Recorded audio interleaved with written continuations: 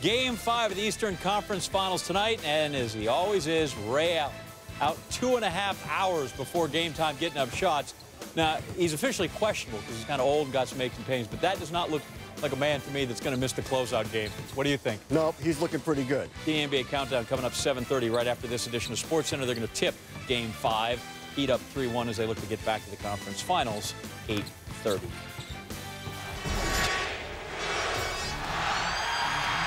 I think it's the best Laker team I've ever coached. The Boston Celtics are the NBA World Champions. Crowd goes wild as the Celtics leave the court, NBA champions for the 8th straight year. It's back-to-back titles for the Heat. We're in a position where we can go to 4 straight finals. Even Michael didn't go to 4 straight, partially by choice. Welcome to SportsCenter. He is John Anderson. I'm Bram Weinstein. 4 is a magic number in NBA lore. Only 3 groups have done it. The Celtics of the 60s, who went to 10 straight. Nobody's doing that. Magic, Kareem, Showtime, Lakers. They played into June in 1982, 83, 84, 85. Oh, I was young back then. Pat Riley coached that outfit. Larry Legend and the Celtics of those 80s went 2-2 in 4 consecutive trips to the finals, including 2 meetings with those Lakers. Which brings us to the Heat, a team Pat Riley assembled. Dwayne Wade, its foundation. LeBron James, its star. 48 minutes from a return trip to the finals. The only thing maybe that you can take from experience is how difficult it is. In a lot of these games, we've been down in the 4th quarter, and teams bring their best, and you have to be prepared to exceed that. We're not running away from the competition. We're not expecting them to bring a B game, but if we're who we think we are, then even if they bring their A game, we have to be able to exceed that somehow, some way. We still have a long way to go. It's not over. This series is not over, and you know, it's a difficult situation to be in because your mind wants to relax, and you know you have to stay tense and tight and everything. So we're looking forward to playing a lot better. We know we can improve, and we still have a long road ahead of us. Joined now on SportsCenter by Michael Wilbon. He is in Indianapolis for Game 5. Michael, 4 straight finals appearances, not unprecedented. We just saw that. But it's also been a while since it happened. If they finish off Indy here, what makes this accomplishment special for the Heat squad? Well, as you talked about, it's been a long time since it's been done, John. And you're going back to Celtics and Lakers teams, which had multiple Hall of Famers. So does this Heat team. But I talked to Shane Battier on this very topic a couple of days ago, and he talked about the human condition. Sounds like something he might have got borrowed from Pat Riley. But convincing yourself that you can actually play harder than you did when you got to the same point last year and the year before and the year before. And he's talked about that in the same ways. It sounds like Magic Johnson, and I think that Pat Riley is sort of the common denominator. Pat talked about the disease of me, and you start to think about the rewards and how great it feels and how you think about your own spot in history, and that's when you don't make it a 4th time. Several teams have come close. I mean, you think about some really good Pistons teams. Michael Jordan twice retired without doing it a 4th time. But if Miami can do this, I mean, even though I know they didn't start with a championship, they started with a trip to the finals, which resulted in a loss, it is still incredibly special that they can sort of get themselves together to get to a 4 straight finals in a time of free agency, salary cap, all sorts of things working against keeping teams together. Psychologically, physical toll, certainly. Since you brought it up real quick, Bulls went 3, then they went 3 again. If Michael sticks around, how many in a row do they go to? I tried to get him to sort of guess about that. And, you know, you had Akeem Olajuwon and his team coming along then. The Knicks were still very formidable, and obviously you had teams growing out west.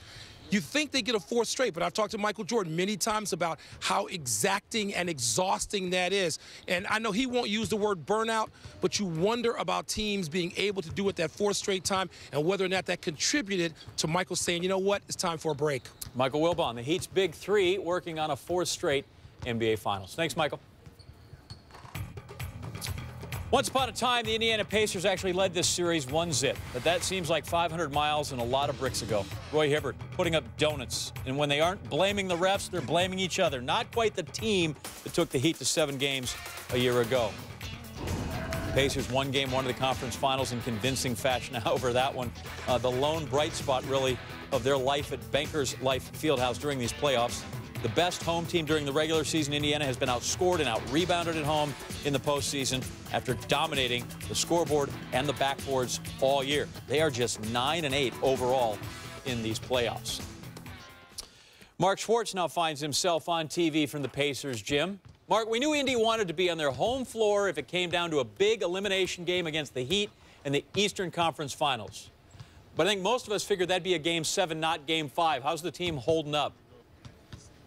Well, you know, they're holding up okay, but they're disappointed in their performance, John, not only on this court, but in their defensive performance. This team prides itself on defense, but they have let the Heat get comfortable. They hope to end that tonight. And it might be a little bit easier because the Heat tell us that neither Ray Allen, who took a vicious hip check on a screen from David West a couple of nights ago, or Chris Birdman Anderson, who got a Dwayne Wade kick to the thigh in Game 3, participated in shoot-around this morning. So, of course, I asked selected Pacers players whether if one, if not two key Heat reserves don't play tonight, whether that would be to Indiana's advantage. Do they have LeBron James? It means nothing, man. If you got that guy, you got a chance. Yeah, that pretty much says it all. Is that something that is almost impossible to overcome? No. No, we believe we can win. Okay, we believe he's obviously the best player on the planet. We understand that. We have the utmost respect for him, but we have a great belief in our basketball team. And we can win this series. Frank Vogel says not only do the Pacers have to play it a game at a time, they have to believe, though, that they can win all 3 games. Now I bring in Brian Windhorst. Remember when the Pacers were 33-7 and they were talking about taking the Heat to 7 games, and now they're facing elimination in Game 5 in their own building? Brian, how did we get here? It's been a multi-stage, multi-month process, and it's really been a lot of different levels that the Pacers have been knocked down a few notches. One, I think Roy Hibbert and Paul George have struggled in adjusting from the world of being a team of potential to being a team of expectation. All of a sudden, they were expected to be a great team. They didn't deal with that very well. They didn't deal with the off-court criticism they had to deal with. They didn't deal with off-court stories and rumors about them that they had to now make a part of their daily routine. You look at a guy like Lance Stevenson.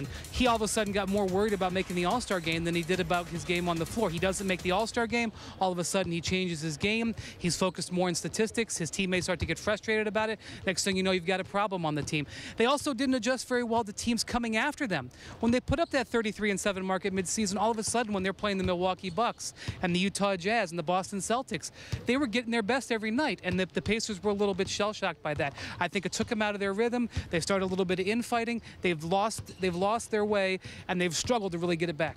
And one thing that was interesting in speaking to them today, Lance Stevenson said he said some things he shouldn't have said, and I said, what's wrong with some trash talking? He said, that's not the problem. The problem was that I let everybody know what we were talking about. What do you think the effect was? I just think, you know, normally in a situation, the teammates would have the guys back.